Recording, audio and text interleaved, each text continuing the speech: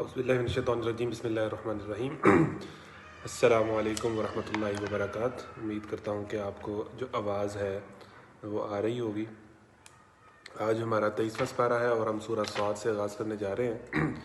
سورہ صاد، سورہ صافات کے بعد جو سورت آتی ہے وہ سورہ صاد ہے۔ اعوذ باللہ من الشیطان الرجیم بسم اللہ الرحمن الرحیم۔ صاد والقرآن ذي الذكر بل الذين كفروا في عزة وشقاق كم أهلكنا من قبلهم من قرن فنادوا ولا تهين مناص وعجبوا أن جاءهم منذر منهم فقال الكافرون هذا ساحر كذاب أجعل الآلهة إلها واحدا إن هذا لشيء عجاب وانطلق الملأ منهم أن امشوا واصبروا على آلهتكم إن هذا لشيء يراد ما سمعنا بهذا في الملة الآخرة إن هذا إلا اختلاق أنزل عليه الذكر من بيننا بل هم في شك من ذكري بل لما يذوقوا عذاب أم عندهم خزائن رحمة ربك العزيز الوهاب أم لهم ملك السماوات والأرض وما بينهما فليرتقوا في الأسباب جند ما هنالك مهزوم من الأحزاب كذبت قبلهم قوم نوح وعاد وفرعون ذو الأوتاد وثمود وقوم لوط وأصحاب الأيكة أولئك الأحزاب إن كل إلا كذب الرسل فحق عقاب۔ اللہ کے نام سے جو بے انتہا مہربان اور رحم فرمانے والا ہے۔ قسم ہے نصیحت برے قرآن کی، بلکہ یہی لوگ ہیں جنہوں نے ماننے سے انکار کیا، سخت تکبر اور ضد میں مبتلا ہیں۔ ان سے پہلے ہم ایسی کتنی ہی قوموں کو ہلاک کر چکے ہیں، اور جب ان کی شامت آئی ہے تو وہ چیخ اٹھے، مگر وہ وقت بچنے کا نہیں ہوتا۔ ان لوگوں کو اس بات پر بڑا تعجب ہوا کہ ایک ڈرانے والا خود انہی میں سے آ گیا۔ منکرین کہنے لگے کہ یہ ساحر ہے، یعنی جادوگر، سخت جھوٹا ہے، کیا اس نے سارے خداؤں کی جگہ بس ایک ہی خدا بنا ڈالا؟ یہ تو بڑی عجیب بات ہے، یعنی ایک ہی خدا ہو پوری کائنات کا اور اس کے علاوہ کوئی خدا ہی نہ ہو۔ یہ جو ہم نے چھوٹے چھوٹے خدا بنائے ہوئے ہیں، یہ ان ساروں کو چھوڑ کے ایک خدا کی بات کرتا ہے، یہ تو بڑی عجیب بات ہے۔ اور سرداران قوم یہ کہتے ہوئے نکل گئے کہ چلو اور ڈٹے رہو اپنے معبودوں کی عبادت پر، یعنی اپنے نظریے پہ ڈٹے رہو، جو اپنا کلچر ہے اس پہ ڈٹے رہو، اور یہ جو ایک خدا کی بات کر رہا ہے اس کی بات نہ مانو، یہ ہمیں جادو کر رہا ہے، یہ ہمیں بہکار ہے۔ یہ بات تو کسی اور ہی غرض سے کی جا رہی ہے۔ اس کا کیا مطلب ہے جی؟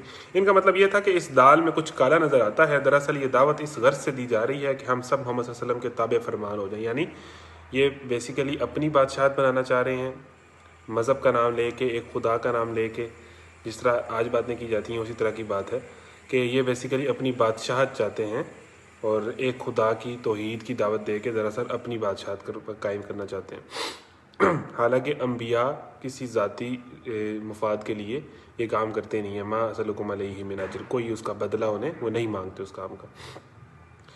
یہ بات ہم نے زمانہ قریب کی ملت میں کسی سے نہیں سنی، یہ کچھ نہیں ہے مگر ایک من گھڑت بات ہے۔ کیا ہمارے درمیان بس یہی ایک شخص رہ گیا تھا جس پر اللہ کا ذکر نازل کیا گیا؟ یعنی اب ایک فرد کی ذات کے اوپر حملہ کرنا کہ اچھا یہ شخص رہ گیا تھا، ہم بڑے بڑے سردار اور ہم بڑے بڑے عقل مند لوگ، یہ فلانا سردار، یہ فلانا سردار، ہمیں اللہ تعالیٰ نے منتخب نہیں کیا اور اس شخص کو منتخب کر لیا، ٹھیک ہے نا؟ یعنی ہم اس سے زیادہ شان والے، دولت والے، عزت والے ہیں ان کے مطابق، تو ہمیں اللہ نے منتخب نہیں کیا اور ایک یہی شخص رہ گیا تھا جس کو اللہ تعالیٰ نے نبی بنانا تھا۔ تو اللہ تعالیٰ کا جو انتخاب ہے وہ تو کریکٹر کی بنیاد پر ہوتا ہے۔ اللہ تعالیٰ ایک تو جس کو چاہتا ہے چنتا ہے، اور اللہ تعالیٰ کا جو انتخاب ہوتا ہے وہ بندے کی صفات کی بنیاد پر، بندے کی کریکٹر کی بنیاد پر ہوتا ہے، نہ کہ دولت، عزت، جاہ و جمال کی وجہ سے۔ کیا ہمارے درمیان بس یہی ایک شخص رہ گیا تھا جس پر اللہ تعالیٰ کا ذکر نازل کر دیا گیا؟ اصل بات یہ ہے کہ یہ میرے ذکر پر شک کر رہے ہیں، اور یہ ساری باتیں اس لیے کر رہے ہیں کہ انہوں نے میرے عذاب کا مزہ چکھا نہیں ہے۔ اللہ تعالیٰ کہہ رہا ہے یہ سارے ان کے بہانے ہیں کہ یہ جی اپنی بادشاہت چاہتا ہے، یا یہ شخص اس لائق نہیں ہے کہ اس کے اوپر جو ہے وہ اللہ تعالیٰ نبوت نازل کرے، وغیرہ وغیرہ۔ اصل بات یہ ہے کہ یہ بات نہیں ماننا چاہتے اور یہ اس بات پر مشکوک ہیں، شک میں مبتلا ہیں، اس پر یقین نہیں کرتے۔ بالفاظ دیگر اللہ تعالیٰ فرماتا ہے کہ اے محمد صلی اللہ علیہ وسلم، یہ لوگ دراصل تمہیں نہیں جھٹلا رہے بلکہ مجھے جھٹلا رہے ہیں، میرے ذکر پر شک کر رہے ہیں، یعنی نبی کو جھٹلانا گویا ایسے ہی ہے کہ اللہ کو جھٹلا دینا۔ اور یہ ساری باتیں اس لیے کر رہے ہیں کہ انہوں نے میرے عذاب کا مزہ چکھا نہیں ہے، یعنی انہوں نے میرا عذاب دیکھا نہیں ہے تبھی اس طرح کی باتیں کر رہے ہیں۔ میرا عذاب دیکھا ہو تو اس طرح کی باتیں نہ کریں۔ انسان میں جتنی بھی جرت آ جاتی ہے، اس نے چونکہ اللہ تعالیٰ کا عذاب اللہ تعالیٰ کا بدلہ، اللہ تعالیٰ کا انتقام دیکھا نہیں ہوتا تو اس میں جرت آ جاتی، اور جب وہ اللہ تعالیٰ کی آزمائش اور عذاب دیکھے تو اس کی طبیعت صاف ہو جاتی ہے۔ کیا تیرے داتا اور غالب پروردگار کی رحمت کے خزانے ان کے قبضے میں ہیں؟ کیا یہ آسمان و زمین اور ان کے درمیان کی چیزوں کے مالک ہیں؟ اچھا تو یہ عالم اسباب کی بلندیوں پر چڑھ کر دیکھیں، یہ تو جتھوں میں سے ایک چھوٹا سا جتھا ہے جو اسی جگہ شکست کھانے والا ہے۔ ان سے پہلے نوح کی قوم اور عاد اور میخوں والا فرعون اور سمود، اور میخوں والا فرعون یعنی بڑی بڑی بلڈنگز وہ بناتا تھا، ٹھیک ہے نا، بڑے میخ کیل کو کہتے ہیں، اس نے بڑے بڑے جو ہے وہ عمارتیں کھڑی کی تھیں۔ اور سمود اور قوم لوط اور ایکا والے جھٹلا چکے ہیں۔ جتھے وہ تھے، ان میں سے ہر ایک نے رسولوں کو جھٹلایا اور میری عقوبت کا فیصلہ اس پر چشمہ ہو کر رہ گیا۔ اللہ تعالیٰ کہہ رہا ہے کہ یہ جو اپنی عرب کے چند سردار اپنی معمولی سرداریوں کی بنیاد پر سمجھ رہے ہیں کہ ہم بڑے طاقتور ہیں، فرعون کے مقابلے میں تو یہ کچھ بھی نہیں تھے، عاد اور سمود کے مقابلے میں تو یہ کچھ بھی نہیں تھی، انہوں نے مجھے جھٹلایا تو میں نے ان کا نام و نشان ختم کر دیا، تو یہ کس کھیت کی مولی ہے؟ یہ لوگ بھی بس ایک دھماکے کے منتظر ہیں جس کے بعد کوئی دوسرا دھماکہ ہوگا، یعنی ایک دھماکہ ہونا ہے اور انہوں نے ختم ہو کر رہ جانا ہے۔ اور یہ کہتے ہیں کہ اے ہمارے رب، یوم الحساب سے پہلے ہی ہمارا حصہ ہمیں جلدی سے دے دے، یعنی کہتے تھے کہ قیامت کب آئے گی، قیامت آنے سے پہلے ہی جو ہمیں بدلہ دینا ہے، جو ہم پر عذاب لانا ہے وہ لا، یہ اس طرح کی بات کرتے تھے۔ اے نبی صلی اللہ علیہ وسلم صبر کرو ان باتوں پر جو یہ لوگ بناتے ہیں، اور ان کے سامنے ہمارے بندے داؤد کا قصہ بیان کرو جو بڑی قوتوں کا مالک تھا، ہر معاملے میں اللہ کی طرف رجوع کرنے والا تھا، ہم نے پہاڑوں کو اس کے ساتھ مسخر کر رکھا تھا کہ صبح و شام وہ اس کے ساتھ تسبیح کرتے تھے۔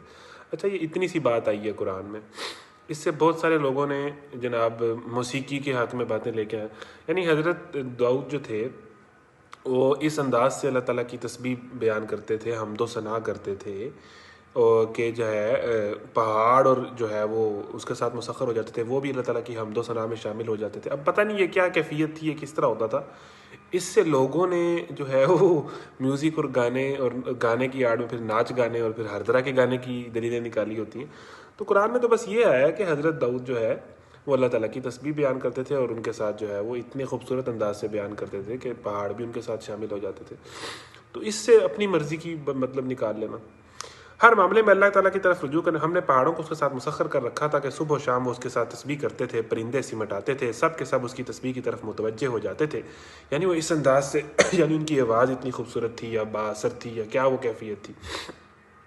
ہم نے اس کی سلطنت مضبوط کر دی، اس کو حکمت عطا کی تھی اور فیصلہ کن بات کہنے کی صلاحیت بخشی تھی۔ پھر تمہیں کچھ خبر پہنچی ہے ان مقدمے والوں کی جو دیوار چڑھ کر اس کے بالا خانے میں گھس آئے تھے، جب وہ داؤد کے پاس پہنچے تو وہ انہیں دیکھ کر گھبرا گیا، انہوں نے کہا ڈریے نہیں، ہم دو فریق مقدمہ ہیں جن میں سے ایک نے دوسرے پر زیادتی کی ہے، آپ ہمارے درمیان ٹھیک ٹھیک حق کے ساتھ فیصلہ کر دیجیے، بے انصافی نہ کیجیے اور ہمیں راہ راست بتائیے۔ یہ میرا بھائی ہے، اس کے پاس 99 دمبیاں ہیں اور میرے پاس صرف ایک ہی دمبی ہے، اس نے مجھ سے کہا ہے کہ یہ ایک دمبی بھی میرے حوالے کر دے، اور اس نے گفتگو میں مجھے دبا لیا ہے۔ اس کا کیا مطلب ہے؟ مستغیث نے یہ نہیں کہا کہ میری دمبی چھین لی ہے، بلکہ یہ کہا کہ میری دمبی بھی مجھ سے مانگی اور یہ چاہا کہ میں وہ اس کے حوالے کر دوں، چونکہ یہ بڑی شخصیت کا آدمی ہے اس لیے مجھ پر اس کا دباؤ پڑ رہا ہے۔ داؤد نے جواب دیا، اس شخص نے اپنی دمبیوں کے ساتھ تیری دمبی ملا لینے کا مطالبہ کر کے یقیناً تجھ پر ظلم کیا، اور واقعہ یہ ہے کہ مل جل کر ساتھ رہنے والے لوگ اکثر ایک دوسرے پر زیادتیاں کرتے رہتے ہیں، بس وہی لوگ اس سے بچے ہوئے ہیں جو ایمان رکھتے ہیں اور عمل صالح کرتے ہیں۔ یعنی ایک سوسائٹی کے اندر، ایک معاشرے کے اندر، ایک خاندان کے اندر جو باہم لوگ مل کے رہتے ہیں وہ ایک دوسرے کے ساتھ زیادتیاں، چھوٹی چھوٹی سازشیں اور ٹانگیں کھینچتے رہتے ہیں، لیکن جن لوگوں کے اندر ایمان ہے اور جو نیک اعمال کرتے ہیں وہ اس طرح کی فضول حرکات سے باز رہتے ہیں جو ہمارے اندر ہوتی ہیں، ایک دوسرے کی چھوٹی موٹی زیادتیاں کرنا، چھوٹے لیول پہ بڑے لیول پہ کسی طرح بھی۔ اب یہ ایک دمبی اس سے چھین رہا تھا، اچھا اس کے پاس 99 تھیں آلریڈی دمبیاں یا بکریاں جو بھی ہیں، پھر بھی اس کی جو ہے وہ پیٹ اس کا پورا نہیں ہو رہا، اس کی بھوک، تو وہ ایک جو اس کے پاس کسی غریب آدمی کے پاس تھی وہ اس سے وہ بھی چھیننا چاہتا تھا۔ تو یہ جو آگ ہے، یہ جو پیٹ کی آگ ہے یا جو نفس کی آگ ہے، یہ تو نہیں بھرتی، یہ تو جب تک بندہ اپنے آپ کو ایمان کے دائرے کے اندر نہ لے کے آئے تو وہ تو کبھی نفس کی آگ میں، کبھی فواہش کی آگ میں، کبھی منکرات، وہ تو آگ لگی رہتی ہے، پھر وہ تو آگ ختم نہیں ہوگی۔ تو اس طرح کی چھوٹی چھوٹی جو انسان میں علائشیں اور خرافات ہیں، ان سے وہی بچتا ہے جس کے اندر ایمان ہوتا ہے۔ ایمان ہی بندے کو بڑے گناہوں سے بچاتا ہے، ایمان ہی بندے کو چھوٹے گناہوں سے بچاتا ہے، ایمان ہی بندے کا احتساب کرواتا ہے، اور ایسے لوگ کم ہی ہیں، ایمان اور عمل صالح کرنے والے لوگ کم ہی ہیں۔ یہ بات کہتے کہتے داؤد سمجھ گیا کہ یہ تو ہم نے دراصل اس کی آزمائش کی ہے، چنانچہ اس نے اپنے رب سے معافی مانگی اور سجدے میں گر گیا اور رجوع کر لیا، تب ہم نے اس کا وہ قصور معاف کیا۔ اچھا کیا قصور تھا جی؟ اس سے معلوم ہوا کہ حضرت داؤد سے قصور تو ضرور ہوا تھا، اور وہ کوئی ایسا قصور تھا جو دنبیوں والے مقدمے سے کسی طرح کی مماثلت رکھتا تھا۔ اس لیے اس کا فیصلہ سناتے ہوئے ان کو یہ خیال آیا کہ یہ میری آزمائش ہو رہی ہے، لیکن اس قصور کی نوعیت ایسی شدید نہ تھی کہ اسے معاف نہ کیا جاتا، یا اگر معاف کیا جاتا تو وہ اپنے مرتبہ بلند سے گرا دیے جاتے۔ اللہ تعالیٰ یہاں خود تصریح فرما رہا ہے کہ جب انہوں نے سجدے میں گر کر توبہ کی تو نہ صرف یہ کہ انہیں معاف کر دیا گیا، بلکہ دنیا اور آخرت میں ان کو جو مقام بلند حاصل تھا اس میں کوئی بھی فرق نہ آیا۔ اور یقیناً ہمارے ہاں اس کے لیے تقرب کا مقام اور بہتر انجام ہے۔ ہم نے اس سے کہا، اے داؤد، ہم نے تجھے زمین میں خلیفہ بنایا ہے، لہذا تو لوگوں کے درمیان حق کے ساتھ حکومت کر اور خواہش نفس کی پیروی نہ کر، وہ تجھے اللہ کی راہ سے بھٹکا دے گی۔ جو خواہش ہے یہ بہرحال اللہ کی راہ سے لوگوں کو، کسی بھی طرح کے آدمی کو، بڑا آدمی ہو چھوٹا آدمی ہو جس معیار پر بھی ہو، خواہش نفس وہ چیز ہے جو بندے کو ڈی ٹریک کرتی ہے، ٹھیک ہے؟ وہ کسی بھی چیز کی خواہش ہو سکتی ہے، وہ تجھے اللہ کی راہ سے بھٹکا دے گی۔ جو لوگ اللہ کی راہ سے بھٹکتے ہیں یقیناً ان کے لیے سخت سزا ہے کہ وہ یوم الحساب کو بھول گئے۔ ہم نے اس آسمان اور زمین کو، اس دنیا کو جو ان کے درمیان ہے، فضول پیدا نہیں کیا۔ یعنی یہ زمین و آسمان اور اتنی بڑی کائنات جو ہے اللہ تعالیٰ نے بلا وجہ تو نہیں بنا دی کہ ہم بندہ آئے اور انجوائے کرے اور چلا جائے۔ یہ بڑی مشہور آیت ہے قرآن کی، یہ ایک اور جگہ بھی آتی ہے، افحسبتم انما خلقناکم عبثا وانکم الینا لا ترجعون، کہ تم نے سمجھ رکھا ہوا ہے کہ ہم نے تمہیں فضول پیدا کیا۔ یہ تو ان لوگوں کا گمان ہے جنہوں نے کفر کیا ہے، اور ایسے کافروں کے لیے بربادی ہے جہنم کی آگ سے۔ کیا ہم ان لوگوں کو جو ایمان لاتے ہیں اور نیک اعمال کرتے ہیں اور ان کو جو زمین میں فساد کرنے والے ہیں برابر کر دیں؟ یعنی اللہ تعالیٰ کہہ رہا ہے کہ اگر آپ میں عقل ہے تو سوچیں کہ ایک بندہ ایمان لاتا ہے، ساری زندگی نیک اعمال کرتا ہے، اور ایک بندہ ظلم زیادتی اور فساد کرتا ہے، ٹھیک ہے؟ ان دونوں کا انجام ایک جیسا ہوگا، یعنی وہ بھی مر جائے گا، یہ بھی مر جائے گا، بات ختم ہو جائے گی۔ یعنی شریف بھی مر جائیں گے، ختم ہو جائیں گے، بدماش بھی مر جائیں گے، ختم ہو جائیں گے، اور کچھ بھی نہیں ہوگا۔ مطلب یہ سارا کچھ، پھر یہ عقل اس بات کو نہیں مانتی۔ انسان کی جو سوچ ہے، انسان کا جو ضمیر ہے، انسان کے اندر جو سوچنے سمجھنے کی صلاحیت ہے، وہ اس بات کو مانتی نہیں ہے کہ ایک شریف آدمی اور ایک برا آدمی وہ دونوں آئیں، ایک بڑی اچھی زندگی گزارے، ایک بہت بدترین زندگی گزارے، اور اس کے مر کے ختم ہو جائیں۔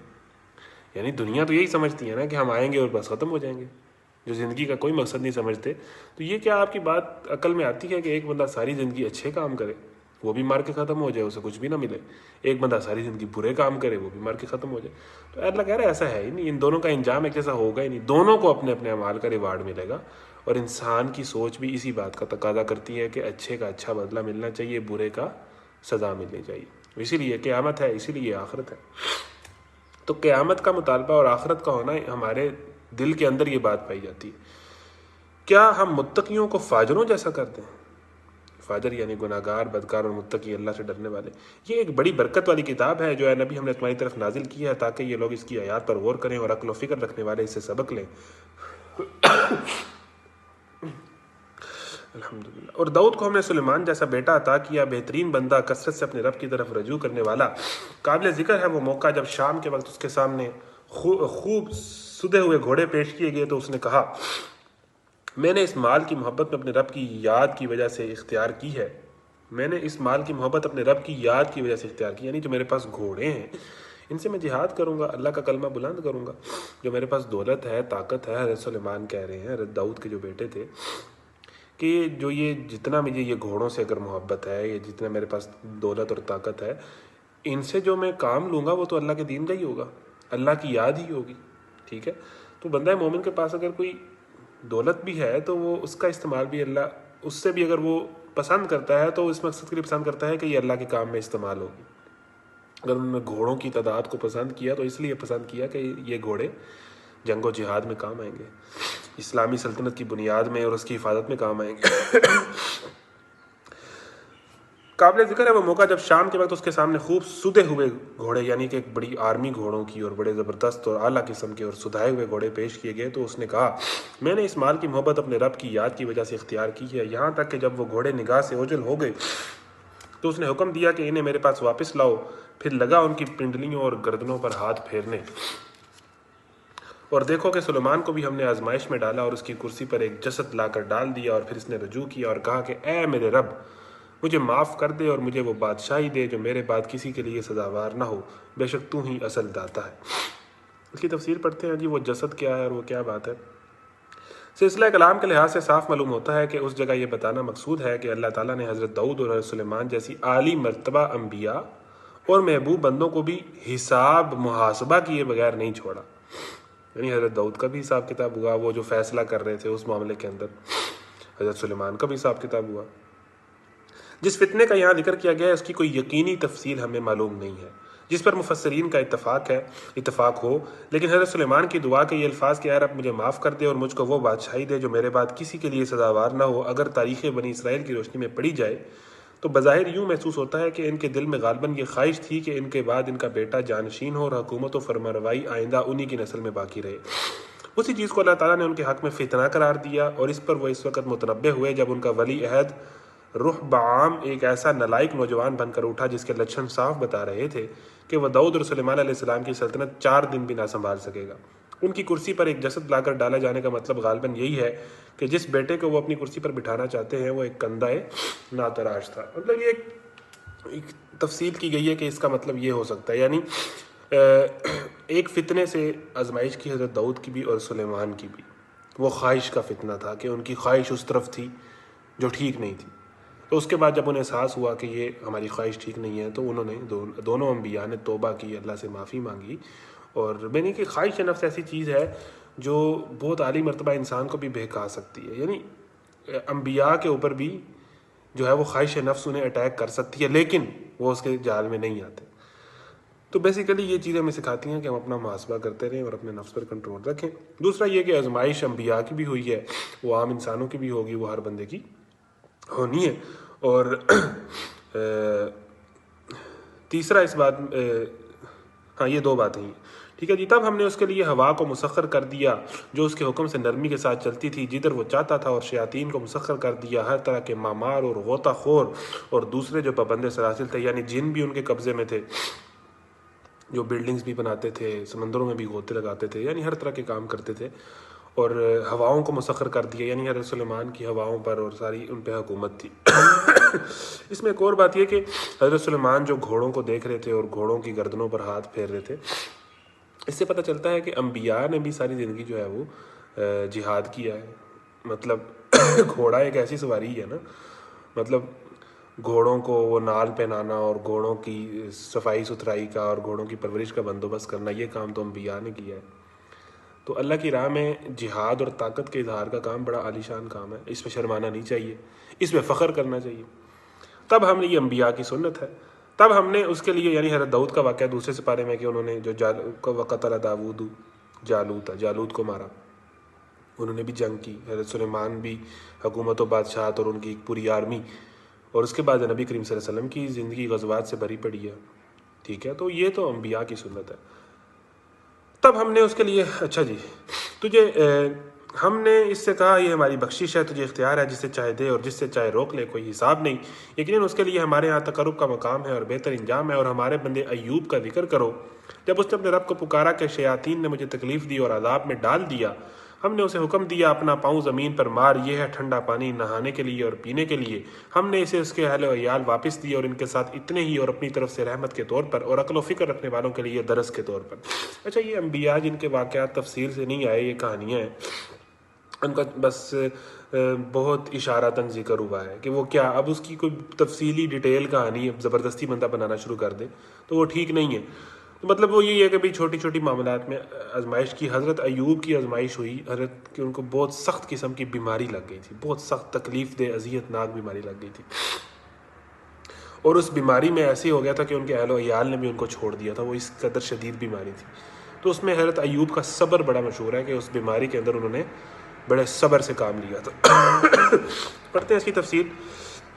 اس کا یہ مطلب نہیں ہے کہ شیطان نے مجھے بیماری میں مبتلا کر دیا ہے اور میرے اوپر مصائب نازل کر دیے ہیں، بلکہ اس کا صحیح مطلب یہ ہے کہ بیماری کی شدت، مال و دولت کے ضیاع اور اعزاء و اقرباء کے منہ موڑ لینے سے جس میں تکلیف اور عذاب میں مبتلا ہوں، اس سے بڑھ کر تکلیف اور عذاب میرے لیے یہ ہے کہ شیطان اپنے وسوسوں سے مجھے تنگ کر رہا ہے۔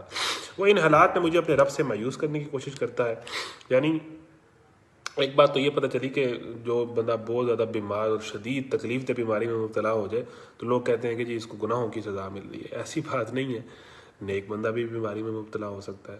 حضرت ایوب کو بڑی سخت اور اذیت ناک بیماری ہوئی، اس میں مبتلا ہوئے، تو اس میں وہ پریشانی انہیں اس بات کی تھی کہ اس بیماری میں جو میں اتنے لمبے عرصے سے مبتلا ہوں وہ اللہ سے مایوس کرنے کے وسوسے شیطان ان کے اندر ڈال رہا تھا کہ اللہ تو آپ کو صحت نہیں دے رہا، اللہ کو تو آپ کو ٹھیک ہی نہیں کر رہا، آپ نبی ہیں اور اللہ نے آپ کو تکلیف میں، یہ شیطان وسوسے ڈالتا ہے نیک لوگوں کے اندر. تو وہ ان وسوسوں سے پناہ مانگ رہے تھے کہ جو شیطان ان کے اندر ڈال رہا ہے. وہ ان حالات میں مجھے اپنے رب سے مایوس کرنے کی کوشش کرتا ہے، مجھے اپنے رب کا ناشکرہ بنانا چاہتا ہے اور اس بات کے در پہ ہے کہ میں دامن صبر ہاتھ سے چھوڑ دوں. جو تکلیف اور بیماری میں صبر کا دامن تھامے ہوئے ہوں، ناشکری کے الفاظ نہیں کہہ رہا، اللہ سے امید باندھے ہوئے ہوں. تو شیطان جب انسان پھنستا ہے، بیماری میں مبتلا ہوتا ہے، مشکل میں مبتلا ہوتا ہے، تو اس سے ناشکری کے کلمات اور مایوسی کروانے کی کوشش کرتا ہے. تو حضرت ایوب اس فتنے سے بچنا چاہ رہے ہیں. اچھا جی، تو اس کے بعد یہ ہوا کہ وہ بیماری بھی ختم ہو گئی، اللہ نے رحمت بھی کر دی اور اہل و عیال بھی واپس آ گئے.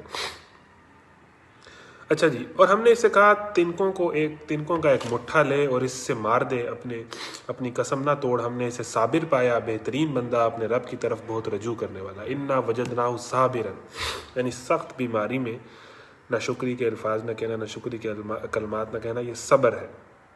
ٹھیک ہے، یہ صبر ہے اور یہ مومنین کو سکھایا گیا ہے. ایسے صبر کرنے والے بندے کو کیا کہ نعم العبد انہ اواب، وہ بہترین آدمی تھا، بندوں میں سے بہترین آدمی تھا حضرت ایوب جنہوں نے صبر کیا. ابھی پیچھے شور پتہ نہیں آپ کو کتنا تنگ کر رہا ہے، بہرحال یہ پیچھے شور موجود ہے. ہم نے اسے صابر پایا، بہترین بندہ، اپنے رب کی طرف بہت رجوع کرنے والا. اس کی تفسیر پڑھتے ہیں جی. ان الفاظ پر غور کرنے سے یہ بات صاف ظاہر ہوتی ہے کہ حضرت ایوب نے بیماری کی حالت میں ناراض ہو کر کسی کو مارنے کی قسم کھائی تھی. روایات یہ ہیں کہ بیوی کو مارنے کی قسم کھائی تھی، اور اس قسم میں ہی انہوں نے یہ بھی کہا تھا کہ تجھے اتنے کوڑے ماروں گا. جب اللہ تعالیٰ نے ان کو صحت کاملہ عطا فرما دی اور حالت مرض کا وہ غصہ دور ہو گیا جس میں یہ قسم کھائی گئی تھی، تو ان کو یہ پریشانی لاحق ہوئی کہ قسم پوری کرتا ہوں تو خام خواہ ایک بے گناہ کو مارنا پڑے گا، اور قسم توڑتا ہوں تو یہ بھی ایک گناہ کا ارتکاب ہے. اس مشکل سے اللہ تعالیٰ نے ان کو اس طرح نکالا کہ انہیں حکم دیا کہ ایک جھاڑو لو جس میں اتنے ہی تنکے ہوں جتنے کوڑے تم نے مارنے کی قسم کھائی تھی، اور اس جھاڑو سے اس شخص کو بس ایک ضرب لگا دو تاکہ تمہاری قسم بھی پوری ہو جائے اور اسے ناروا تکلیف بھی نہ پہنچے. جب غصے میں، بیماری میں، تکلیف میں انسان ہوتا ہے تو وہ غصے کے اندر جو ہے وہ لوگ تو جو بزرگ ہو جاتے ہیں وہ گالیاں دینے لگ پڑتے ہیں اور پتہ نہیں کیا کیا کرنے لگ پڑتے ہیں. حضرت ایوب نے غصے میں کسی کو مارنے کی قسم کھا لی تھی اس بیماری اور تکلیف کے اندر، شدت کے اندر. تو اس کے بعد جب وہ ٹھیک ہو گئے تو انہیں ہوا کہ میں نے قسم بھی کھا لی ہے. تو اللہ تعالیٰ نے کہا کہ یہ کس کی تفصیل کی گئی ہے کہ اس طرح یہ ہو سکتا ہے، مطلب ان الفاظ پہ غور کرنے سے یہ بات ظاہر ہوتی ہے کہ اس طرح کا کوئی واقعہ ہے. تو اللہ تعالیٰ نے کہا کہ آپ جس قسم کھائی ہے اس کو ہلکا سا ایک جھاڑو کے تنکوں سے مار لیں، آپ کی قسم بھی پوری ہو جائے اور اس کو تکلیف بھی نہ پہنچے. اور ہمارے بندوں ابراہیم اور اسحاق اور یعقوب کا ذکر کرو، بڑی قوت عمل رکھنے والے اور دیدہ ور لوگ تھے. ہم نے ان کو ایک خالص، یعنی انبیاء نے اسی طرح کی زندگیاں گزاری ہیں جس طرح عام انسانوں کی ہوتی ہیں. مطلب بیماری بھی ہے، آزمائش بھی ہے، پریشانیاں بھی ہیں، گھر والوں کے، یعنی وہی سوسائٹی کے مسئلے جو ہم انسانوں کے ہوتے ہیں وہ ان کے بھی ہیں. مطلب وہ کوئی ایسے نہیں تھے کہ جو کوئی مطلب بہت ہی کوئی عالی شان اور ان کی زندگی میں سب کچھ سیٹ ہے، ایسا نہیں تھا. انبیاء نے انسانوں کی طرح ہی زندگی گزاری ہے اور انہی مسائل کو فیس کیا ہے، خاندانی مسائل، معاشی مسائل، گھریلو مسائل، ازدواجی مسائل، معاشرتی مسائل. ان مسائل میں رہتے ہوئے لوگ کہتے ہیں نا کہ دنیا تو پھر بڑی ظالم ہے اور دنیا کی زندگی تو ایسی ہوتی ہے، آپ کو کیا پتہ روٹی کے مسئلے کیا ہوتے ہیں، آپ کو کیا پتہ خاندان کے اور گھریلوں کے اور ساس سسر کے اور بیوی کے مسئلے کیا ہوتے ہیں. تو انبیاء نے اسی طرح کی زندگیاں گزاری ہیں اور انہی طرح کی زندگیاں گزار کے اللہ کے دین پر قائم رہے اور اللہ کے دین کی دعوت دی اور اللہ کے دین کو سر بلند کیا ہے. تو انبیاء اگر اللہ تعالیٰ نے بھیجے ہیں تو وہ انسانوں میں سے ہی بنا کے بھیجے ہیں تاکہ انسان ان کو رول ماڈل بنا کے فالو کریں کہ یہ ہماری طرح ہی تھے، انہوں نے ہماری طرح زندگی، لیکن نبی تھے اور دین پر چل کے دکھایا ہے، دین پر لوگوں کو چلایا ہے. تو وہ ایک ماڈل کے طور پر اللہ تعالیٰ نے منتخب انسان بھیجے تھے جنہوں نے انسانوں کی طرح ہی زندگیاں گزاری ہیں، کھاتے تھے، پیتے تھے، حاجت ہوتی تھی، ساری چیزیں تھیں. اچھا جی، ابراہیم، اسحاق اور یعقوب کا ذکر کرو، بڑی قوت عمل رکھنے والے اور دیدہ ور لوگ تھے. ہم نے ان کو ایک خالص صفت کی بنا پر برگزیدہ کیا تھا اور وہ دار آخرت کی یاد تھی. یقیناً ہمارے ہاں ان کا شمار چنے ہوئے نیک اشخاص میں ہے. اور اسماعیل اور الیسع اور ذوالکفل کا ذکر کرو، یہ سب نیک لوگوں میں سے تھے. کل من الاخیار، خیر سے ہے، یعنی بھلائی کرنے والے، خیر کرنے والے، نیک لوگوں کی جمع. یعنی تمام انبیاء کا، اسماعیل، یسع، ذوالکفل، ان کا بھی ذکر کرو، یہ سب نیک لوگوں میں سے تھے. یہ ایک ذکر تھا. اب سنو کہ متقی لوگوں کے لیے یقیناً بہترین ٹھکانہ ہے، ہمیشہ رہنے والی جنتیں ہیں جن کے دروازے ان کے لیے کھلے ہوں گے، ان میں وہ تکیے لگائے بیٹھے ہوں گے، خوب خوب فواکے، فواکے یعنی فروٹس، اور مشروبات طلب کر رہے ہوں گے، اور ان کے پاس شرمیلی ہمسن بیویاں ہوں گی۔ یہ وہ چیزیں ہیں جنہیں حساب کے دن کرنے کا تم سے وعدہ کیا جا رہا ہے۔ یہ ہمارا رزق ہے جو کبھی ختم ہونے والا نہیں ہے۔ یہ زندگی ہے، آزمائش کی زندگی، مشکلات کی زندگی۔ جب یہ ختم ہو جائے گی تو وہ ساری انجوائمنٹس جو ہمیں نظر آتا ہے کہ بظاہر اللہ کے نافرمان لوگ کر رہے ہیں، اور وہ پتہ نہیں کیا جو ہمارا یہ خیال ہے، یعنی ہر طرح کی انجوائمنٹس، ہر طرح کی انسانی خواہشات پھر وہ پوری ہوں گی۔ وہاں پر پھلوں کی کثرت ہے، مشروبات ہیں، فروٹس ہیں، ملک شیکس ہیں، حوریں ہیں، ساری چیزیں اللہ تعالیٰ نعمتوں کے طور پر انہیں عطا کرے گا، اس دنیا میں آزمائش کرے گا۔ یہ ہمارا رزق ہے جو کبھی ختم ہونے والا نہیں ہے۔ اب یہ ختم نہیں ہونا، اب اس رزق میں کوئی لاس نہیں ہے، کوئی کمی نہیں ہے، یہ ہمیشہ رہے گا۔ یہ تمہارے اس صبر کا بدلہ ہے جو تم نے اس زندگی میں کیا تھا۔ یہ تو ہے متقیوں کا انجام، اور سرکشوں کے لیے یہ بدترین ٹھکانہ ہے جہنم، جس میں وہ جھلسے جائیں گے، بہت ہی بری قیام گاہ ہے۔ یعنی جو اس دنیا میں نافرمانی کر رہا ہے وہ بہت ہی بری قیام گاہ کا سودا کرنے جا رہا ہے۔ یہ ہے ان کے لیے، پس وہ مزہ چکیں کھولتے ہوئے پانی اور پیپ لہو اور اس قسم کی دوسری تلخیوں کا۔ وہ جہنم کی طرف اپنے پیرووں کو آتے دیکھ کر آپس میں کہیں گے کہ یہ ایک لشکر تمہارے پاس گھسا چلا آ رہا ہے، کوئی خوش آمدید ان کے لیے نہیں ہے، یہ آگ میں جھلسنے والے ہیں۔ وہ ان کو جواب دیں گے، نہیں بلکہ تم ہی جھلسے جا رہے ہو، کوئی خیر مقدم تمہارے لیے نہیں ہے، تم ہی تو یہ انجام ہمارے آگے لائے ہو، کیسی بری ہے یہ جائے قرار۔ پھر وہ کہیں گے، اے ہمارے رب جس نے ہمیں اس انجام کو پہنچانے کا بندوبست کیا، اس کو دوزخ کا دوہرا عذاب دے، یعنی جو ہمیں یہاں تک لایا ہے اس کو اللہ تعالیٰ ڈبل عذاب دے جس نے ہمیں بہکایا ہے۔ اور وہ آپس میں کہیں گے، کیا بات ہے، ہم ان لوگوں کو کہیں نہیں دیکھتے جنہیں ہم دنیا میں برا سمجھتے تھے، ہم نے یوں ہی ان کا مذاق بنا لیا تھا، یا وہ کہیں نظروں سے اوجھل ہیں؟ بے شک یہ بات سچی ہے، اہل دوزخ میں یہی کچھ جھگڑے ہونے والے ہیں۔ اے نبی ان سے کہو، میں تو بس خبردار کر دینے والا ہوں، کوئی حقیقی معبود نہیں مگر اللہ، جو یکتا ہے، سب پر غالب، آسمانوں اور زمین کا مالک اور ان ساری چیزوں کا مالک جو ان کے درمیان ہے، زبردست اور درگزر کرنے والا۔ ان سے کہو، یہ ایک بڑی خبر ہے جس کو سن کر تم منہ پھیرتے ہو۔ اچھا، یہ شور جو ہے نا، اس نے بھی نہیں ختم ہونا، اس نے بھی طے کیا ہوا ہے کہ میں نے ہوتے رہنا ہے، کوئی کنسٹرکشن چل رہی ہے اور وہ مسلسل ایک شور آ رہا ہے۔ ان سے کہو، یہ ایک بڑی خبر ہے جس کو سن کر تم منہ پھیرتے ہو۔ ان سے کہو، مجھے اس وقت کی کوئی خبر نہ تھی جب ملا اعلیٰ میں جھگڑا ہو رہا تھا، مجھ کو تو وحی کے ذریعے سے یہ باتیں صرف اس لیے بتائی جاتی ہیں کہ میں کھلا کھلا خبردار کرنے والا ہوں۔ جب تیرے رب نے فرشتوں سے کہا کہ میں مٹی سے ایک بشر بنانے والا ہوں، پھر جب میں اسے پوری طرح بنا دوں اور اس میں اپنی روح پھونک دوں تو تم اس کے آگے سجدے میں گر جاؤ۔ یہ وہی والا واقعہ دوبارہ آ رہا ہے۔ اس حکم کے مطابق فرشتے سب کے سب سجدے میں گر گئے، مگر ابلیس نے اپنی بڑائی کا گھمنڈ کیا اور وہ کافروں میں سے ہو گیا۔ رب نے فرمایا، اے ابلیس، تجھے کیا چیز اس کو سجدہ کرنے سے مانے ہوئی جسے میں نے اپنے دونوں ہاتھوں سے بنایا ہے؟ تو بڑا بن رہا ہے یا تو ہے ہی کچھ اونچے درجے کی ہستیوں میں سے؟ اس نے جواب دیا، میں اس سے بہتر ہوں، یعنی میں اس سے بہتر ہوں، یا میں اس سے بہتر ہوں، یا میں اس سے آگے ہوں۔ یہ شیطان کا جملہ ہے کہ یہ سمجھنا کہ میں بڑی چیز ہوں اور میں اس سے بہتر ہوں۔ اور یہ انسانوں کے اندر بھی یہ لڑائی ہے کہ میں اس سے بہتر ہوں، میں اس سے یہ جو کمپٹیشن ہوتا ہے نا، کمپٹیشن پازیٹیو کمپٹیشن تو اچھی بات ہے، لیکن میں اس سے بہتر ہوں، میں اس سے بہتر ہوں، میں اگر ایسے ہوتا تو اس سے بہتر کر لیتا، مجھے اگر اس طرح کے حالات میں اثر آتے تو میں اس سے 10 گنا آگے نکل جاتا۔ یہ شیطانی باتیں، ٹھیک ہے۔ بندے کو عاجز رہنا چاہیے اور ہمبل رہنا چاہیے، اور یہی سمجھنا چاہیے کہ باقی مجھ سے بہتر ہے، ٹھیک ہے۔ وہ کیا شعر ہے کہ مگر جب ہو گیا دل احتساب نفس پر مائل، ہوا ثابت کہ ہر فرزند آدم مجھ سے بہتر تھا۔ نگاہ عیب گیری سے جو دیکھا اہل عالم کو، کوئی فاسق، کوئی کافر، کوئی زندیق اکبر تھا۔ یعنی جب میں نے دنیا کو عیب کی نگاہ سے دیکھا تو مجھے کوئی کافر نظر آیا، کوئی منافق نظر آیا، کوئی فاسق نظر آیا، کوئی زندیق نظر آیا، اور جب میں نے اپنے آپ کو دیکھا تو مجھے لگا کہ سارے ہی مجھ سے بہتر ہیں۔ تو بندے کو اپنے آپ کو دیکھنا چاہیے۔ آپ نے مجھ سے آپ کو پیدا کیا اور اس کو مٹی سے، فرمایا اچھا تو یہاں سے نکل جا، تو مردود ہے اور تیرے اوپر یوم الجزا تک میری لعنت ہے۔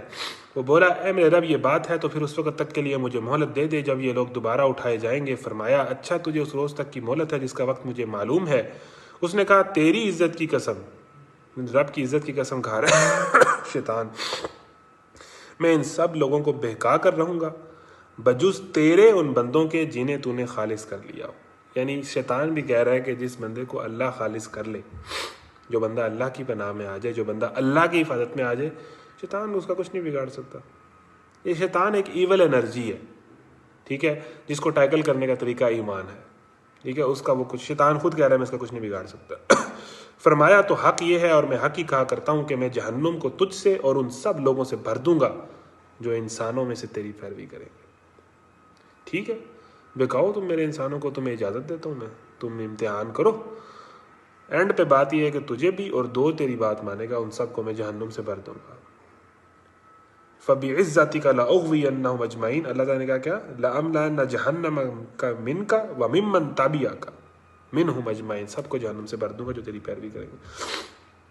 اے نبی صلی اللہ علیہ وسلم، ان سے کہہ دو کہ میں اس تبلیغ پر تم سے کوئی اجر نہیں مانگتا اور نہ میں بناوٹی لوگوں میں سے ہوں، یہ تو ایک نصیحت ہے تمام جہان والوں کے لیے، اور تھوڑی مدت ہی گزرے گی کہ تمہیں اس کا حال خود معلوم ہو جائے گا۔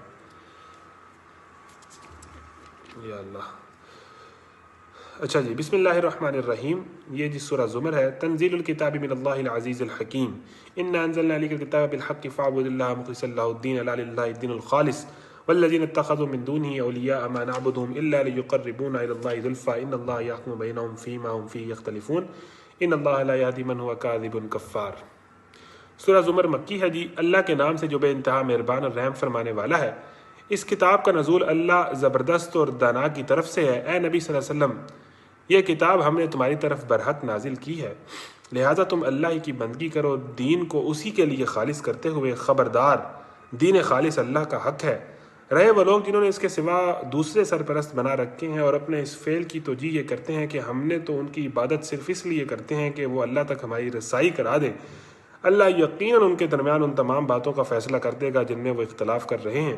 اللہ کسی ایسے شخص کو ہدایت نہیں دیتا جو جھوٹا اور منکر حق ہو۔ اگر اللہ کسی کو بیٹا بنانا چاہتا تو اپنی مخلوق میں سے جس کو چاہتا برگزیدہ کر لیتا۔ پاک ہے وہ اس سے کہ کوئی اس کا بیٹا ہو، وہ اللہ ہے اکیلا اور سب پر غالب۔ یعنی کوئی نبی جس کو لوگ کہتے ہیں کہ وہ اللہ کا بیٹا، اللہ چاہتا تو ایسا کر لیتا، لیکن اللہ پاک ہے اس بات سے، اس عیب سے کہ اس کی اولاد ہو۔ یہ انسانوں کی اولاد ہوتی ہے، انسان ریپروڈکشن کرتے ہیں یا مخلوق کرتی ہے۔ اس میں آسمانوں اور زمینوں کو برحق پیدا کیا، یعنی مخلوق جو ہے وہ 1 سے 2، 2 سے 4 ہوتی ہے۔ اللہ ڈیوائڈ نہیں ہوتا، اللہ ایک ہے اور ایک کبھی ڈیوائڈ، اللہ ایک ہی رہے گا، وہ ایک ہے، وہ ایک ہی کو مانا جائے۔ وہ اللہ ہے اکیلا اور سب پر غالب۔ اس نے آسمان اور زمین کو برحق پیدا کیا، وہی دن پر رات اور رات پر دن کو لپیٹتا ہے۔ اسی نے سورج اور چاند کو اس طرح مسخر کر رکھا ہے کہ ہر ایک ایک وقت مقرر تک چلے جا رہا ہے۔ جان رکھو وہ زبردست ہے اور درگزر کرنے والا ہے۔ اسی نے تم کو ایک جان سے پیدا کیا ہے، پھر وہی ہے جس نے اس جان سے اس کا جوڑا بنایا، اور اس نے تمہارے لیے مویشیوں میں سے 8 نر و مادہ پیدا کیے۔ وہ تمہاری ماؤں کے پیٹوں میں 3 تاریک پردوں کے اندر تمہیں ایک کے بعد ایک شکل دیتا چلا جاتا ہے۔ یہی اللہ ہے جس کے یہ کام ہے۔ 3 پردوں سے مراد ہے پیٹ، رحم اور مشیمہ، وہ جھلی جس میں بچہ لپٹا ہوا ہوتا ہے۔ یہی اللہ ہے جس کے یہ کام ہے۔ تمہارا رب ہے، بادشاہی اسی کی ہے، کوئی معبود اس کے سوا نہیں ہے۔ پھر تم کدھر سے پھر آئے جا رہے، پھر تمہیں کوئی چیز جو ہے، کون سی چیز تمہیں ڈیٹریکٹ کر رہی ہے، بہکا رہی ہے، راستہ سے بھٹکا رہی ہے، جب تمہیں یہ بار بار کہا جا رہا ہے کہ اللہ ایک ہے اور اس کے سوا کوئی دوسرا عبادت کے، بندگی کے، بات ماننے کے، بڑا ہونے کے لائق نہیں ہے۔ اگر تم کفر کرو تو تم اللہ سے بے نیاز ہے، اللہ تم سے بے نیاز ہے، لیکن وہ اپنے بندوں کے لیے کفر کو پسند نہیں کرتا، اور اگر تم شکر کرو تو اسے وہ تمہارے لیے پسند کرتا ہے۔ یعنی اللہ تعالیٰ کو تمہارے شکر سے بھی کچھ نہیں ملے گا، کفر سے بھی کچھ نہیں ملے گا، کچھ نہیں جائے گا اس کا، لیکن اللہ تعالیٰ شکر کو پسند کرتا ہے، اس کی جزا دے گا، کفر کو ناپسند کرتا ہے، اس کی سزا دے گا۔ کوئی بوجھ اٹھانے والا کسی دوسرے کا بوجھ نہیں اٹھائے گا۔ دیکھیں، نفسا نفسی ہے، قیامت والے دن کوئی بوجھ اٹھانے والا کسی دوسرے کا بوجھ نہیں اٹھائے کوئی اپنے اپنے مال لے کے پھر رہا ہوگا۔ تو اس حوالے سے دیکھ لیں کہ کوئی بچانے والا نہیں آئے گا، کوئی آپ کے جو ہے وہ گناہ اپنے سر نہیں لے گا، کوئی بوجھ اٹھانے والا کسی دوسرے کا بوجھ نہیں اٹھائے گا۔ آخر کار تم سب کو اپنے رب کی طرف پلٹنا ہے، پھر وہ تمہیں بتا دے گا کہ تم کیا کرتے رہے ہو، وہ تو دلوں کا حال تک جانتا ہے۔ انسان پر جب کوئی آفت آتی ہے تو اپنے رب کی طرف رجوع کر کے اسے پکارتا ہے، پھر جب اس کا رب اسے اپنی نعمت سے نواز دیتا ہے تو وہ اس سے مصیبت کو بھول جاتا ہے جس پر وہ پہلے پکار رہا تھا، اور دوسروں کو اللہ کا ہمسر ٹھہراتا ہے تاکہ اس کی راہ سے گمراہ کرے۔ اے نبی صلی اللہ علیہ وآلہ وسلم، اس سے کہو کہ تھوڑے دن اپنے کفر سے لطف اٹھا لے، یقیناً تو دوزخ میں جانے والا ہے۔ اس سے کہو، ان سے کہو، کیا اس شخص کی روش بہتر ہے یا اس شخص کی جو مطیع فرمان ہو، رات کی گھڑیوں میں کھڑا رہے اور سجدہ کرتا ہے، آخرت سے ڈرتا اور اپنے رب کی رحمت سے امید لگاتا ہے؟ ان سے پوچھو کیا جاننے والے اور نہ جاننے والے دونوں کو بھی یکساں ہو سکتے ہیں؟ ایک جاننے والا، ایک علم والا، اور ایک نہ جاننے والا، دونوں برابر نہیں ہو سکتے۔ علم کی بنیاد پر فضیلت حاصل ہوتی ہے، اور علم یہی ہے علم ہے ہی یہی کہ ہم نے اللہ کے حضور پیش ہونا ہے. اس بات کا علم ہو جائے تو بڑی بات ہے. آخرت سے ڈرتا ہے اور اپنے رب کی رحمت سے امید لگاتا ہے. ان سے پوچھو کیا جاننے والے اور نہ جاننے والے دونوں کبھی یکساں ہو سکتے ہیں؟ نصیحت تو عقل رکھنے والے ہی قبول کرتے ہیں. اے نبی صلی اللہ علیہ وسلم کہو کہ اے میرے بندو جو ایمان لائے ہو اپنے رب سے ڈرو. جن لوگوں نے اس دنیا میں نیک رویہ اختیار کیا ان کے لیے بھلائی ہے اور خدا کی زمین وسیع ہے. صبر کرنے والوں کو تو ان کا اجر بے حساب دیا جائے گا. اے نبی صلی اللہ علیہ وسلم ان سے کہو مجھے حکم دیا گیا ہے کہ دین کو اللہ کے لیے خالص کر کے اس کی بندگی کروں اور مجھے حکم دیا گیا ہے کہ سب سے پہلے میں خود مسلم بنوں. کہو اگر میں اپنے رب کی نافرمانی کروں تو مجھے ایک بڑے دن کے عذاب کا خوف ہے. کہہ دو کہ میں تو اپنے دین کو اللہ کے لیے خالص کر کے اسی کی بندگی کروں گا. تم اس کے سوا جس چیز کی بندگی کرنا چاہو کرتے رہو. کہو اصل دیوالیے تو وہی ہیں جنہوں نے قیامت کے روز اپنے آپ کو اور اپنے اہل و عیال کو گھاٹے میں ڈال دیا. یعنی دنیا میں ایک بندہ اپنے خاندان کو اپنے بچوں کے کیریئر بہت بڑے بڑے بھی بنا لے اور بچے بڑا اچھا اچھا کمانے لگ جائیں، لیکن اللہ تعالیٰ کہہ رہا ہے وہ دیوالیے ہیں جو آخرت کے دن جن کے گھر والے بھی پھنسے ہوں، خود بھی پھنسے ہوں. یعنی انہوں نے اپنی اولاد کی تربیت اور اپنے گھر والوں کی تربیت اور اللہ رسول کا خوف اور اس حوالے سے انہوں نے کوئی پلاننگ نہ کی ہو، کوئی کیریئر نہ بنایا ہو، کوئی بندوبست نہ کیا ہو. اور ویسے ایک بچہ سی ایس پی آفیسر لگا ہوا ہے، ایک بچہ ڈاکٹر لگا ہوا ہے، ایک بچہ امریکہ ہوتا ہے اور خود بھی ماشاءاللہ بڑا اچھا گھر ہے اور بڑی زبردست سارے سیٹل ہیں، لیکن کوئی دین نہیں ہے. تو وہ اگر دنیا میں بظاہر بہت سکسیسفل لائف گزار گیا ہے لوگوں کے متعلق، اللہ تعالیٰ کہہ رہا ہے وہ تو دیوالی ہے کہ آخرت میں جس کے گھر والے بھی پھنسے ہوں وہ خود بھی پھنسا ہو. تو کو انفسکم واہلیکم نارا، اپنے آپ کو اور اپنے گھر والوں کو آگ سے بچاؤ. وَأْمُرْ أَهْلَكَ بِالصَّلَاةِ وَاسْتَبِرْ عَلَيْهَا، اپنے گھر والوں کو نماز کا حکم دو. یہ قرآن کی آیت ہے گھر والوں کے متعلق کہ گھر والوں کا انسان رائی ہوتا ہے نا، کلکم رائن وکلکم مسئول عن رعیتہ. تو اپنے اور اپنے گھر والوں کی، اپنے خاندان، وانذر عشیرتک الاقربین، اپنے قریبی لوگوں کو ڈراؤ. تو اس سے بڑا دیوالیہ بڑی خوبصورت آیت ہے. اچھا جی، کہو اصل دیوالیہ تو وہی ہے، دیوالیہ وہی ہے جس کا دیوالیہ نکلا ہے. وہ کون ہے؟ جنہوں نے قیامت کے روز اپنے آپ کو اور اپنے اہل و عیال کو پھنسا دیا، گھاٹے میں ڈال دیا.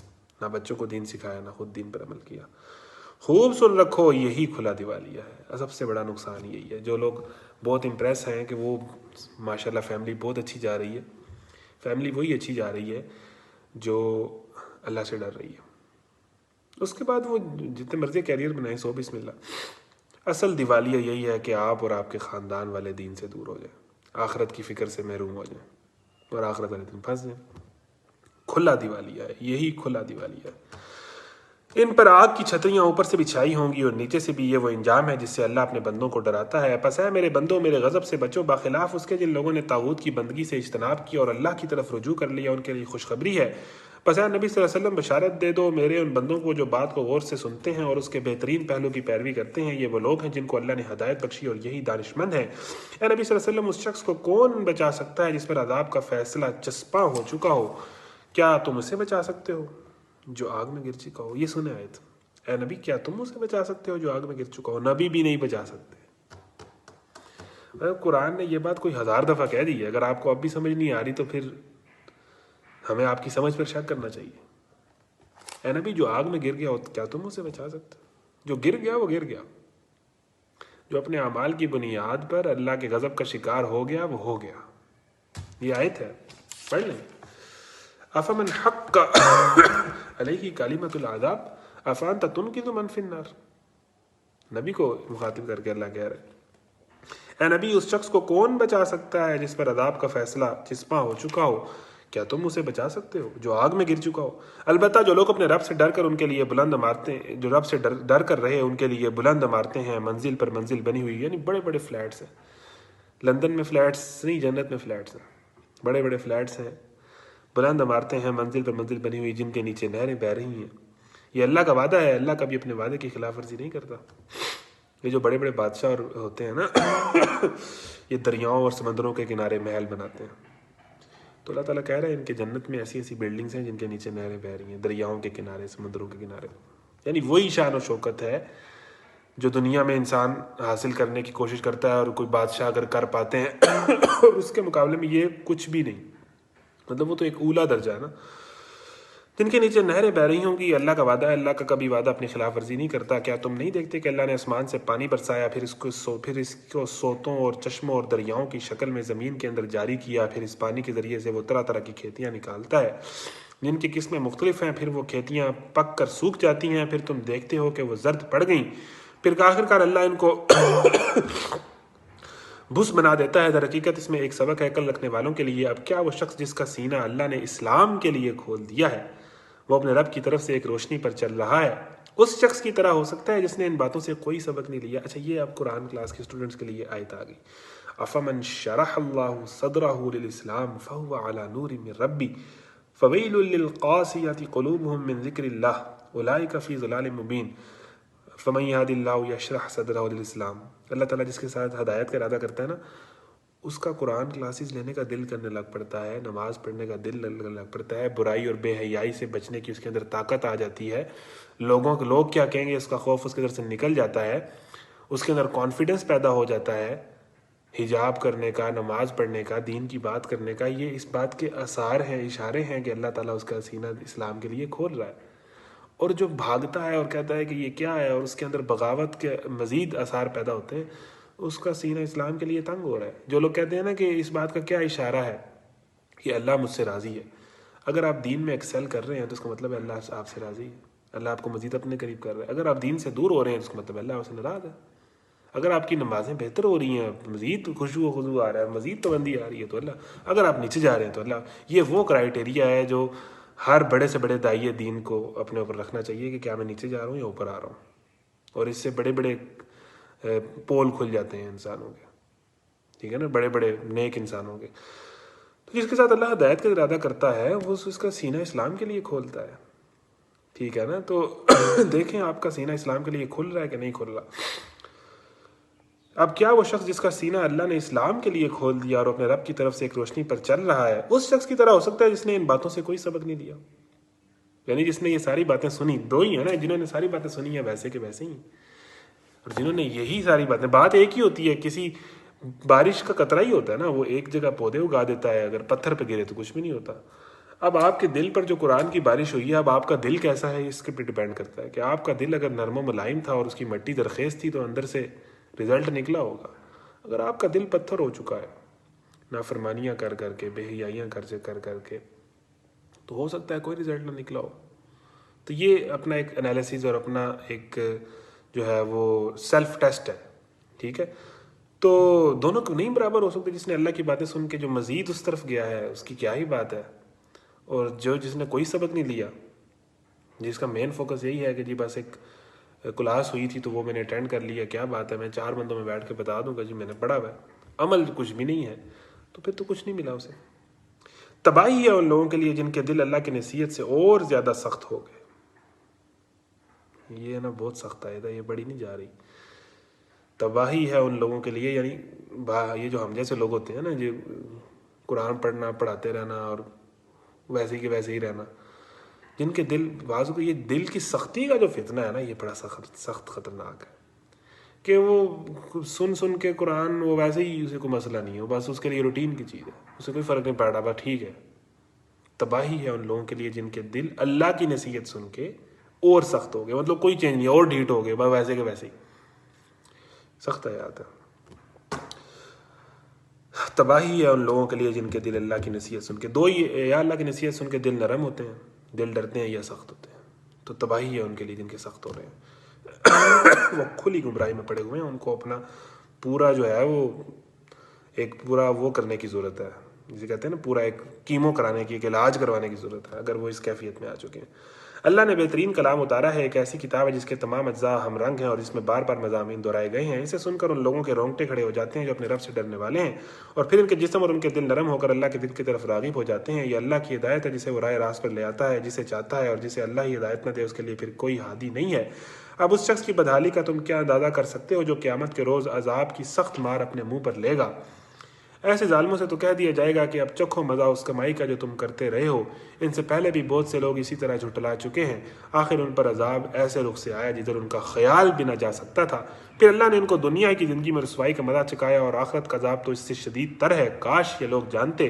ہم نے اس قرآن میں لوگوں کو طرح طرح کی مثالیں دی ہیں کہ یہ ہوش میں آئے۔ ایسا قرآن جو عربی زبان میں آیا ہے، جس میں کوئی ٹیڑھ نہیں ہے، تاکہ یہ برے انجام سے بچیں۔ اللہ ایک مثال دیتا ہے، ایک شخص تو وہ ہے جس کے مالک ہونے میں بہت سے کج خلق آقا شریک ہیں جو اسے اپنی اپنی طرف کھینچتے ہیں، اور دوسرا شخص پورے کا پورا ایک ہی آقا کا غلام ہے۔ یعنی ایک شخص جس کا ایک باس ہے اور ایک شخص جس کے کئی خدائیں ہیں، کوئی اسے کس ٹائم کھینچ رہا ہوتا ہے، کبھی اسے فلانی خواہش کھینچ رہی ہوتی ہے، کبھی اسے فلانی بات کھینچ رہی ہوتی ہے، کبھی اسے فلانی اٹریکشن اپنی طرف کھینچ رہی ہوتی ہے، یعنی ادھر کبھی ادھر کبھی ادھر کبھی ادھر، ٹھیک ہے نا۔ اور ایک شخص جس کا ایک خدا ہے، وہ ایک سجدہ جسے تو گناہ سمجھتا ہے 1000 سجدوں سے دیتا ہے آدمی کو نجات، تو کس کی حالت بہتر ہوگی؟ یعنی آپ کے خیال میں ایک شخص جو کبھی اس کی مانتا ہے، کبھی اس کی مانتا ہے، کبھی اس طرف بھاگتا ہے، کبھی اس طرف بھاگتا ہے، اس کی زندگی آسان ہے، یا ایک شخص جو کمیٹڈ ہے کہ میں نے ایک ہی کی بات ماننی ہے؟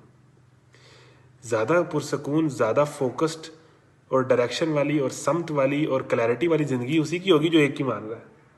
جس کے 10 خدا ہیں، کبھی کسی خواہش کی بات مانی، کبھی کسی چیز کی طرف، وہ تو آگے پیچھے ٹکرے ہی مارتا رہے گا۔ تو اس کو کہتے ہیں کہ ایک بندہ مومن کی زندگی میں سکون ہوتا ہے، ایک ڈائریکشن ہوتی ہے، ایک کلیئرٹی ہوتی ہے، اور یہی چیز ہے۔ تو اس مثال سے سمجھو کہ ایک شخص جس کے کئی خدا ہیں اور وہ کوئی اسے کچھ کہتا ہے، کوئی اسے کبھی اپنی طرف کھینچتا ہے، اور ایک وہ شخص جس نے کہ یا بندہ خدا بن یا بندہ زمانہ۔ دو آپشن۔ زمانہ آپ کو کبھی ادھر لے جائے گا، کبھی ادھر، کبھی یہ فیشن آ رہا ہے، کبھی وہ فیشن آ رہا ہے، آپ کبھی یہ فیشن کر رہے ہیں ٹرینڈنگ میں رہنے کے لیے، کبھی وہ فیشن کر رہے ہیں۔ اور اللہ اور اس کے رسول کا ایک ہی رنگ ہے، ایک ہی سنت ہے، ایک ہی طریقہ ہے۔ آپ اس پہ فوکس ہو کے ساری زندگی رہیں گے تو سکون رہے گا، نہیں تو آپ کو یہ ٹینشن لگی رہے گی کہ اب یہ والا فیشن ہے اور اب یہ والا فیشن ہے، تو اب یہ مسئلہ ہے اور اب لوگ یہ سمجھ رہے ہوں گے، تو مسئلہ ہو جاتا ہے۔ اسے اپنی اپنی طرف کھینچتے ہیں، اور دوسرا شخص پورے کا پورا ایک ہی آقا کا غلام ہے۔ اسے پتہ ہے کہ میں نے زندگی کے ہر معاملے میں ایک ہی کی بات ماننی ہے، اور تو میں نے کچھ ماننا نہیں ہے، تو وہ اسی پہ مطمئن ہے۔ کیا ان دونوں کا حال یکساں ہو سکتا ہے؟ الحمدللہ، مگر اکثر لوگ نادانی میں پڑے ہوئے ہیں۔ اے نبی، تمہیں بھی مرنا ہے اور ان لوگوں کو بھی مرنا ہے۔ آخر کار قیامت کے روز تم سب اپنے رب کے حضور اپنا اپنا مقدمہ پیش کرو گے، سب نے اللہ کو حساب دینا ہے، نبیوں نے بھی، انسانوں نے بھی۔ پھر اس شخص سے بڑا ظالم کون ہوگا جس نے اللہ پر جھوٹ باندھا اور جب سچائی اس کے سامنے آئی تو اسے جھٹلا دیا؟ کیا ایسے لوگوں کے لیے جہنم کا کوئی ٹھکانہ نہیں ہے؟ جہنم میں کوئی ٹھکانہ نہیں ہے، یعنی ان لوگوں کے لیے جہنم ہی ہے۔ اور جو شخص سچائی لے کر آیا اور جنہوں نے اس کو سچ مانا، وہی عذاب سے بچنے والے ہیں، اور کوئی نہیں بچے گا۔ جو کچھ کر کے آئے گا، جو سچا بن کے سچائی کے راستے پر چل کر آئے گا، وہی عذاب سے بچے گا۔ یہاں پر ہمارا 23 پارے مکمل ہوئے۔ اگلے لیکچر میں ہم سورہ حامیم سجدہ تک اس کو مکمل کر لیں گے، اور پھر رمضان سے ہماری باقاعدہ کلاس کا آغاز ہوگا۔ اور ایک چیز کہ رمضان کلاس جو ہے وہ یوٹیوب سے فیس بک پر شفٹ ہو جائے گی۔ فیس بک پر جو ہمارا پیج ہے وہاں سے رمضان کلاسز ہوں گی لائیو، یوٹیوب پہ نہیں ہوں گی۔ یوٹیوب پہ اگلا سیشن جو ہے وہ آخری ہوگا، ٹھیک ہے؟ تو اس کی تیاری میں لگے رہیں، مزید سے مزید لوگوں کو رجسٹر کریں۔ اللہ سے دعا ہے کہ ہم نے جو پڑھا اس پر عمل کرنے کی توفیق عطا فرمائے۔ جو آواز پیچھے شور آ رہی ہے اس کے لیے بہت بہت معذرت۔